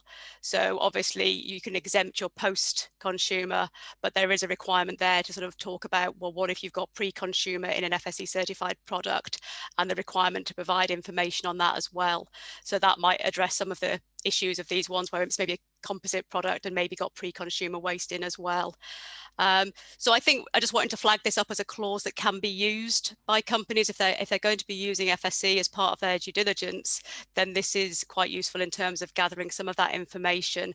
What I don't want to do is say what will meet the UKTR, because that's very much OPSS and for Adrian to comment on. So I don't know if there's anything else specifically for us at the moment, but happy to provide further comment, answer any further questions. I think that point of compliance with in terms of documents is a very important one, isn't it, Adrian? In that it's the process that is important, and individual documents can't be seen as being UKTR compliant. Would that be correct? Yeah, and I think it's just about the you know, it's certainly the role that certification like FSC has in being able to address those risks is you know, a fundamental, or it can be a fundamental part of someone's due diligence. So it's certainly important to recognise that, and it's just then ensuring that businesses understand how to use that most effectively. And I think, you know, you know, there's really, and that point about the certificate status, I wasn't aware of that myself. Like, you know, that you could do those checks, which is a really useful tool for businesses to be able to have. But yeah, just so that we can then also ensure that businesses understand how to get that documentation to meet the other requirements in the regulations, to be able to pinpoint the country of origin and more if they're required. Okay. If we just jump back a slide, then there were some questions around certification, and I guess those ones, perhaps if you'd like to take a view on those, Rosie or Adrian, before we move on. I think I would maybe defer to Rosie in the first instance for the risks that are mitigated by the certificates being a... Yeah, I mean, I think we would again just say that FSC certificate from a low risk country or low risk area, that just plays part of your due diligence, that you're sourcing from a low risk country. You've got an FSC certificate. If you can demonstrate that that's the source of the product, you've got that FSC certification in place, the chain of custody, and you can show that documentation to go back to that source, then I think you're going a long way to mitigate the risks. What I don't want to say is that OPSS are going to say that's all fine, nothing more to do, in the same way that I don't think Adrian's going to give that answer. But I think you're going a long way with it. If you've got that certificate, particularly in a low risk country, then you're saying, well, you've looked back, you've checked through your supply chain, and you've done that due process. And I think equally, I'm not certainly not in a recorded session. I'm going to give a green light to anything, but I think the other thing is sometimes not so much the question, but how the operator approaches the issue as well. So what I would say with this one as well is what you need to do first is establish what the risks are that you've identified in your supply chain. So what is it? Is it mixing? Is it illegal harvesting of or over harvesting of what's allowed by the harvest permit and so on? What is the issue that you're looking to address? And then once you've established what the risk is, and that's why it's important to get the order right as well, that you establish what the risk is in the supply chain, and then you look at things like FSC certification and say, well, what does FSC certification here address when they've undertaken the audits of the forest or the the point in the supply chain, and see how that maps onto the risk that you've identified and whether or not they've assessed and addressed those issues. And I think it's about getting that order right. You've first got to understand what the risks are that you've got, and then see whether or not the certification mitigates that in some measure. But I think with something like, I mean, if you have a again, like Rosie, don't want to be sort of saying firmly one thing or another, but if you've got product coming from a low risk country and you've got FSC certification and you can document all that, then I think you've gone a fairly good way to having a compliant due diligence system. And that's really the key point, isn't it? Is that you can demonstrate that you've made the case for negligible risk. Mm-hmm. That's really the critical path, if you like. Yeah. Okay. All right. Well, thank you very much for joining us there, Rosie. We'll move on to some other questions. Moving on to supply chain and documentation, we've received an awful lot of questions since January around the point of communicating and sharing information. And interestingly, it reminded me very much of when we first started the EUTR back in 2013. We had very similar questions from China and Indonesia and Malaysia asking about sharing supplier information. So the reality is that you need to map back through the supply chain. And therefore the need to share supplier information is an essential part of this process, Adrian? It is, and I certainly understand the commercial sensitivities around some of that, and I think it's really interesting to hear you say, Nick, as well, about the similarities between some of these questions and those questions that were coming up in 2013 when EUTR was coming into effect.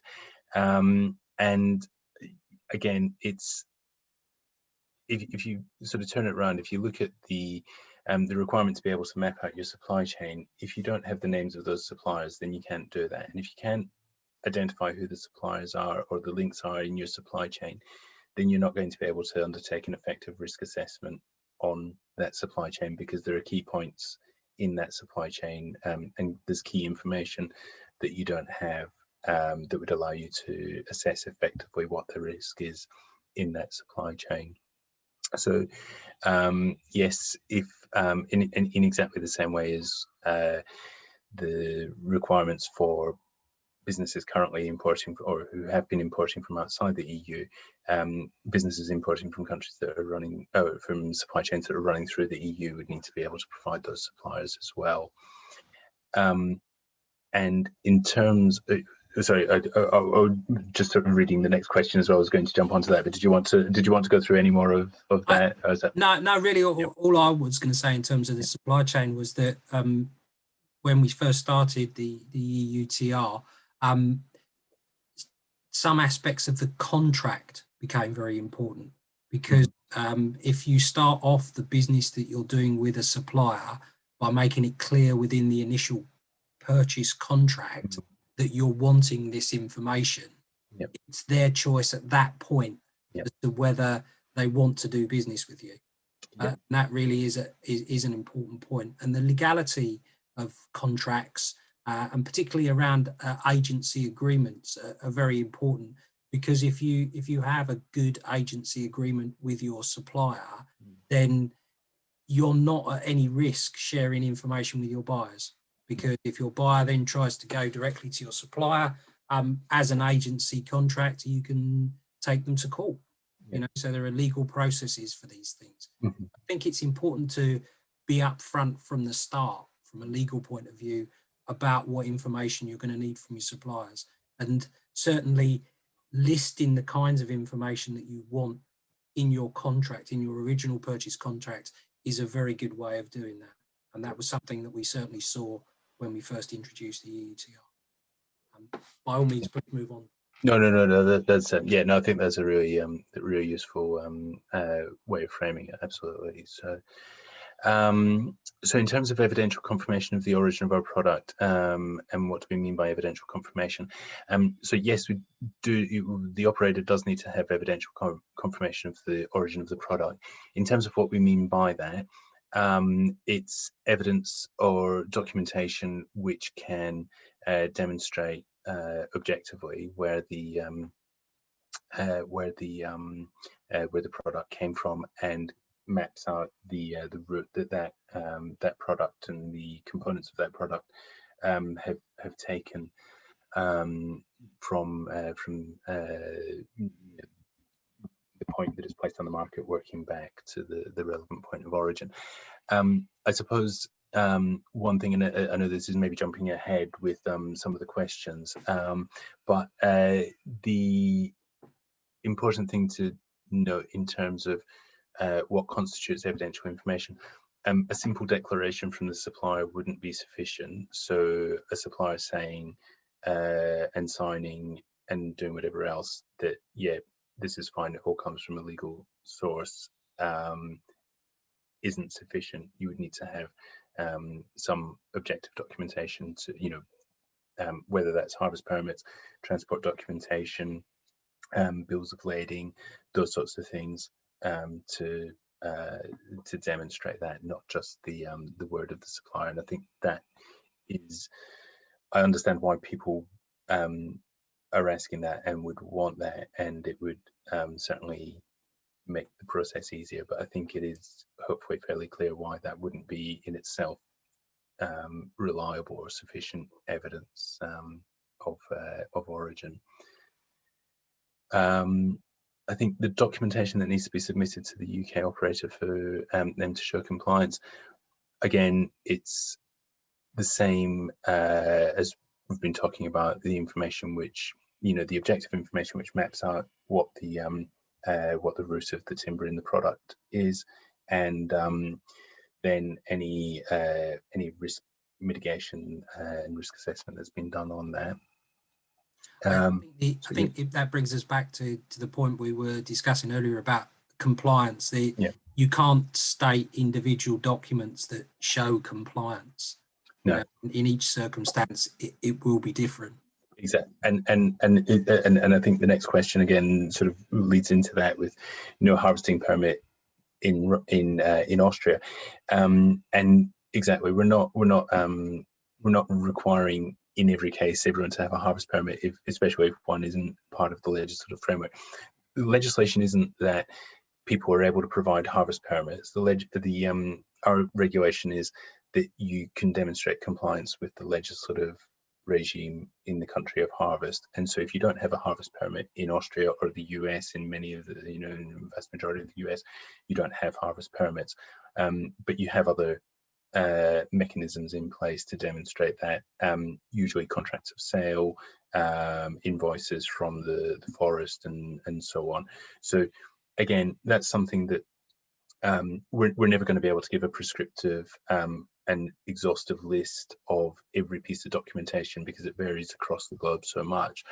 But the point is to be able to, if we visit you, or if we're discussing your due diligence system, for us to say, okay, show how you've complied with the the legal requirements in the country of harvest, and you should be able to tell us what those legal requirements are and provide evidence that that's been complied with. And the actual documentation, absolutely, it will vary, and it'll change from, and sometimes within countries themselves, but for you to be aware of what those requirements are and have the evidence to support that, that's what would be required in the due diligence system.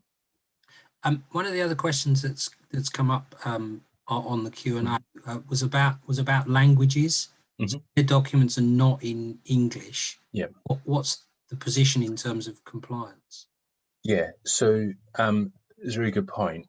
So we would expect, if we are inspecting someone's due diligence system in the UK, for them to be able to provide on request a translation of those documents, if it's in Mandarin or if it's in French or if it's in Russian or whatever, so that we can review the documentation. And obviously, if you hand me a bundle of documents in Mandarin, I'm not going to be able to assess that very well or at all. What we would also say, in terms of the translations, I mean, they don't have to be certified. They can be done in-house, and it doesn't have to go through, if there's pages of information which isn't relevant, you only need to usually translate the key points of the documents. So so that hopefully relieves some of the burden.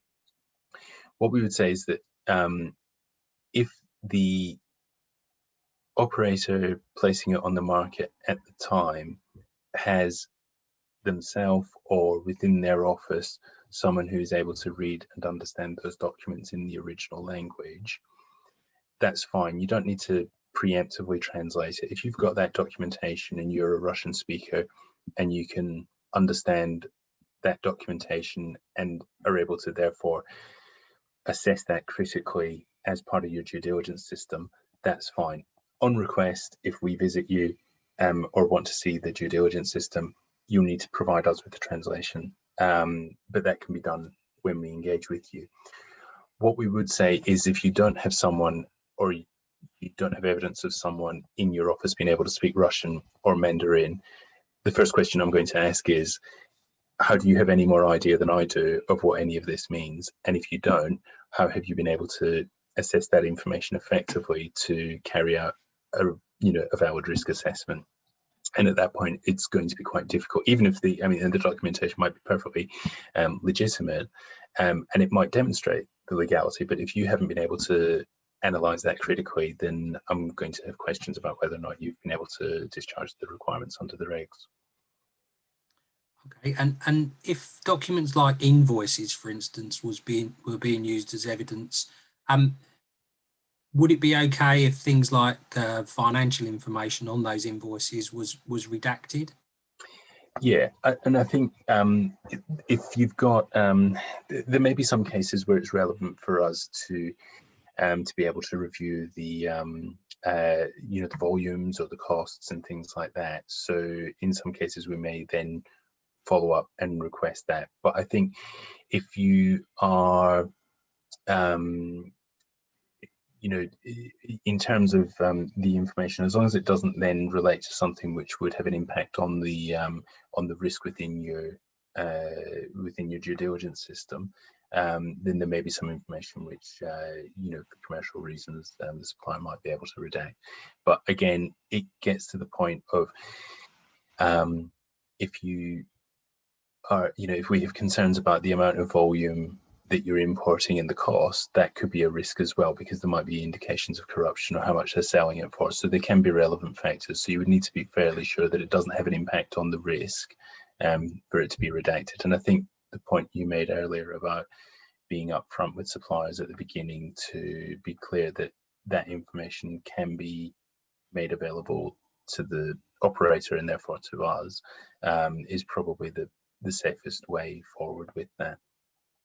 I was thinking probably more back down the supply chain. So perhaps the supply of logs to a sawmill, that it would be those kind of commercial costs that probably they wouldn't want to share. Sure, yeah. And again, it will then depend in some measure on whether or not, you know, again, being, you know, playing devil's advocate, I would go in and, you know, perhaps, you know, challenge whether or not there was a reason for those being redacted. Is it trying to conceal the fact that there's, you know, an unusual pricing system or something, you know, that reveals a risk or something like that? So that's the only point I would make in relation to that. Okay, let's move on a little bit. So there's a few more questions there.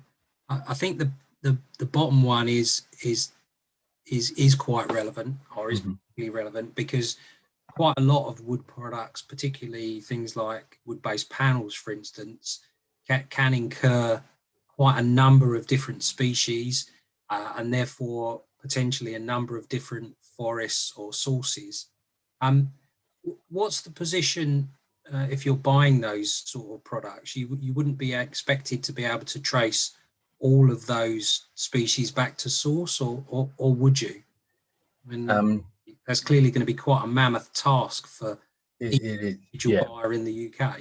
Yeah, but you should be able, I mean, the legislation doesn't distinguish between the timber species in, you know, single species products and multiple species products, and so the requirement remains for you to be able to identify the origin of each species in the product.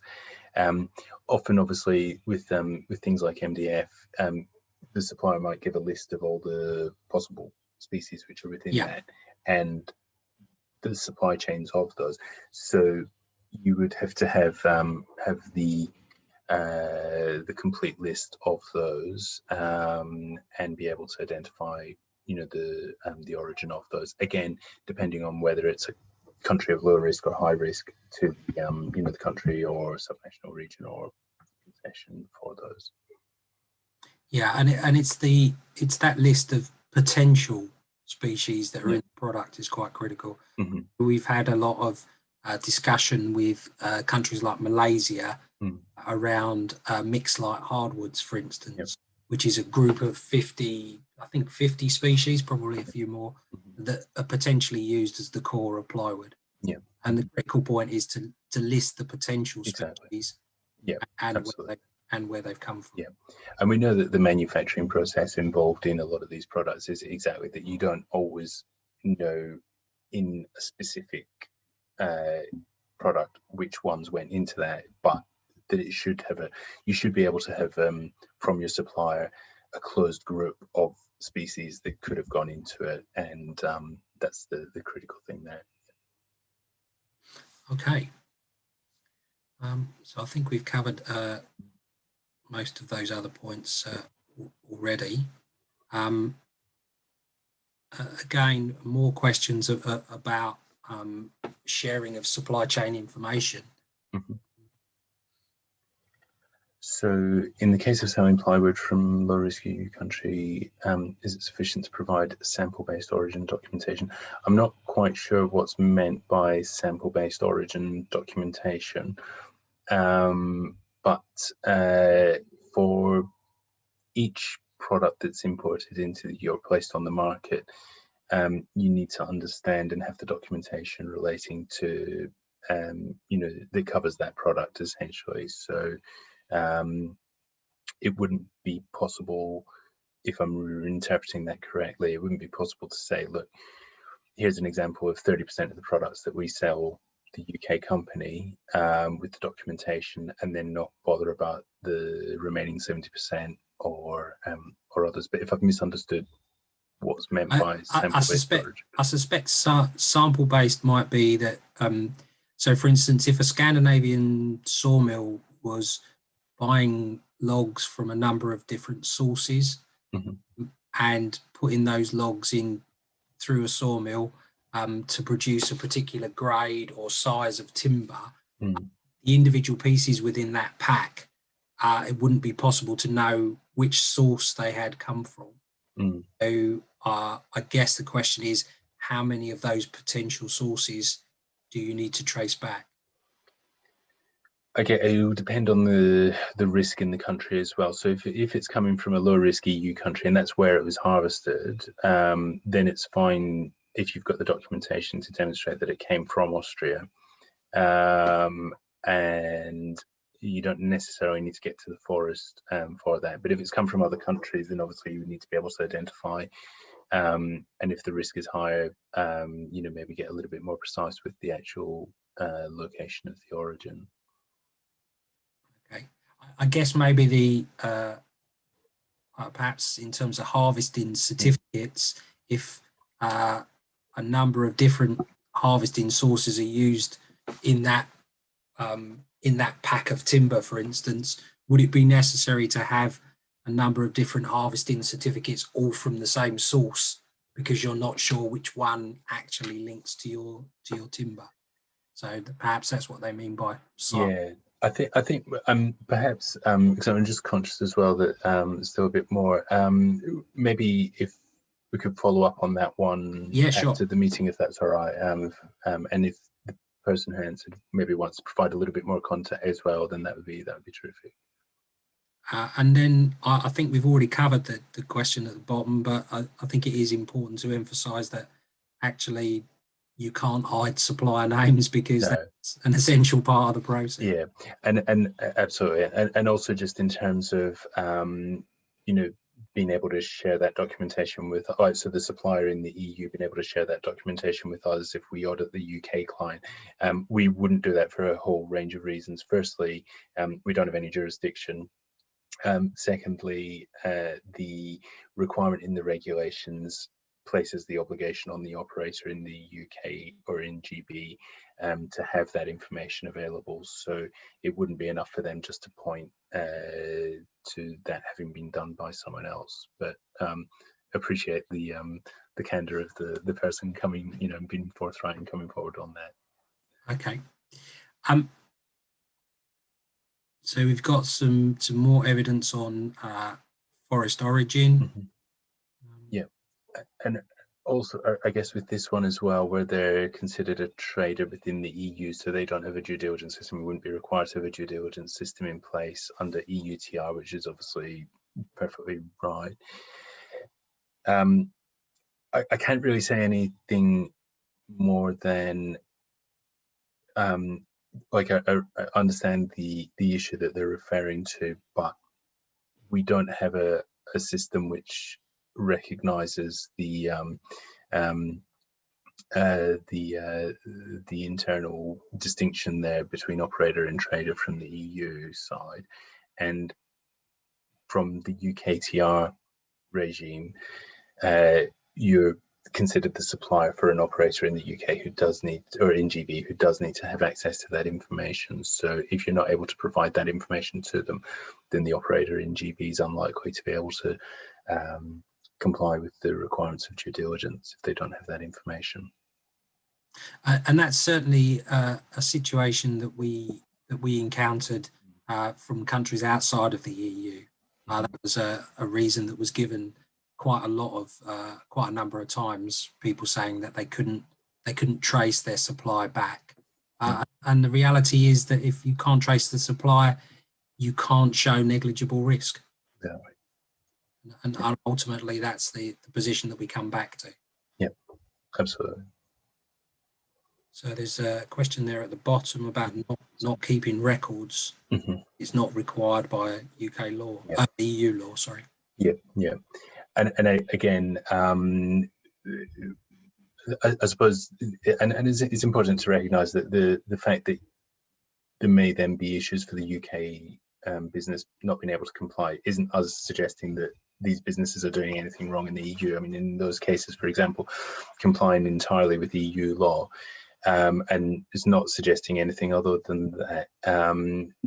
It's just that in order for the UK or the GB business to be able to comply with the UK legislation, they would need that information, and if they don't have that, then yes, they're not going to be able to provide evidence of having carried out a compliant due diligence system. I guess this is one of the consequences of exiting the single market, is that the aspects of business have to change. There is fundamentally no difference in that, I think. Yeah. Okay, so moving on then. Yeah, so this was we left this question because we thought this was quite an interesting one. It's that relationship between the difference of buying product and selling it onto many different customers. Clearly, it's going to introduce a whole new level of information requirements and control of that information. Yeah. Again, I mean, it is, I'm not sure. It would depend on those. I think are probably questions for the business themselves on how they provide that. I mean, we can only. I know it might sound glib and easy for us to say it's, you know, this is the information that needs to be provided, and it's just a simple question of passing that on.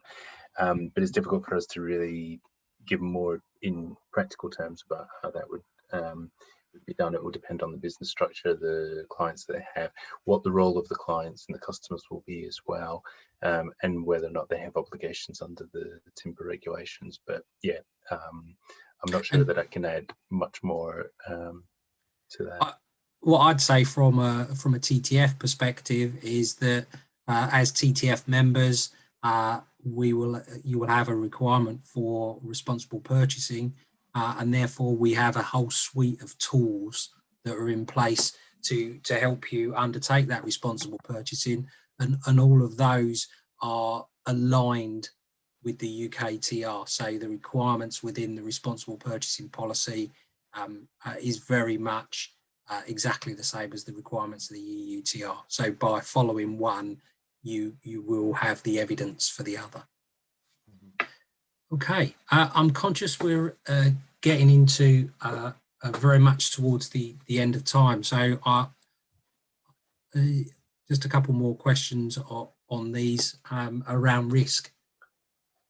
So is a country like France or Germany perceived as the same risk as a country like Congo? No, there are a number of differences between the countries in terms of risk. What I would suggest is, in terms of finding out more information about those, there are a number of resources. Preferred by Nature, Timber Sourcing Hub has risk assessments for a number of countries. World Resource Institute as well, and looking at the Corruption Perception Index to get an idea of what what the specific risks are in each of those countries. Is a good starting point, but yeah, there obviously be different risks between them.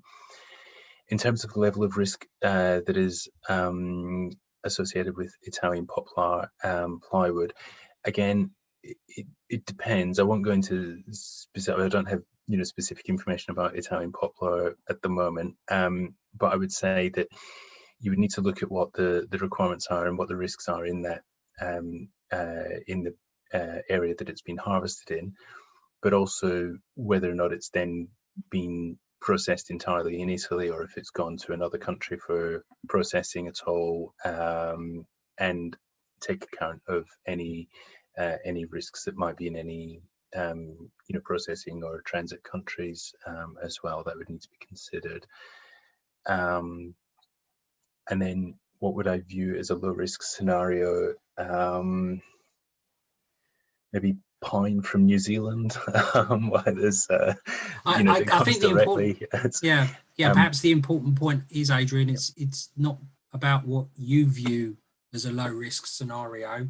It's about what the operator views as a low risk scenario. Yeah, and I think being able to defend that, and I think also, there are lots of things that can, and there isn't a strict definition, I suppose, of what what's low risk. It doesn't. We don't have something which says if you've got a CPI of X and you don't have any concerns raised on any NGO websites or anything like that, then you're low risk. If you have one of these but not the other, then you're medium risk, and so on. We don't have a strict definition on that, but I think the important thing to remember is whether or not something's low risk, medium risk, or high risk, what we're looking at is getting to a point of negligible risk, and that is common and blanket across the board. So even if you're importing from a low risk country, there may still be risks there. As implied in the name, it's a low risk, but there's still a risk there, and low isn't negligible. Negligible is a step down, or it's a more sort of narrow definition of risk than low risk is. So you still need to be able to have as your endpoint, not focusing, because at the end of the day, you can import from a low risk country, you can import from a medium risk country or a high risk country as well. The important thing is that you can mitigate that risk, or any risk, to negligible, and you could, in theory, import from a high risk country, do the mitigating actions to get it to negligible risk and have a compliant due diligence system. But equally, you could import from a low risk country, not do any mitigating actions, not assess the risk, and have a non-compliant due diligence system. Because when we're assessing it, we're not just looking at the likelihood of timber entering that supply chain, but what steps you've taken to make sure that it doesn't enter that supply chain. So I think it's important to sometimes get away from the low risk, medium risk, and move on to what the actual endpoint of your due diligence system should be. Okay, well, thank you very much, Adrian. I'm conscious that we've run a couple of minutes over already. I'm very sorry that we didn't get to the end of the questions that were submitted in advance, and we've tried to address some of the questions that have been raised during the meeting. As I said, any questions that have been submitted that we didn't get a chance to answer, we will try and do so following the meeting. But we'll certainly circulate Adrian's presentation and the links that have been discussed today, particularly the UKTR guidance document that is published by OPSS. Do any of our other panelists want to say anything else before we close the meeting? Zhao, did you have anything? Have I remembered to do everything that I was supposed to? Hello, Nick. Hello, Adrian. No, it was perfect. And I mean, we recognize that we still have a lot of questions unanswered, but I believe the bulk component of the information has now been covered. We will certainly follow up with Adrian on those unanswered questions, if that is okay. And I'm sure we will receive more questions in the future. And then if we can just keep this dialogue open, that would be really helpful. Thank you. Thank you, Nick. Margarita, did you have anything you wanted to say to close? Well, no, it was very informative, actually. So thank you for the idea of organizing this, and thank you, Adrian, for your presence. And thank you very much for bringing members of CEI Bois to the meeting, because at one point we had over 160 people. So I think that was really good. So thank you to everybody today for your time. Thank you for sparing 2 hours, which seems to have flown by very quickly, I must say. But I'm sure some of you will be asleep in the background. Thank you very much. Enjoy your weekend, and thank you. Catch up soon. Thank you very much, everyone. Bye now. Bye-bye.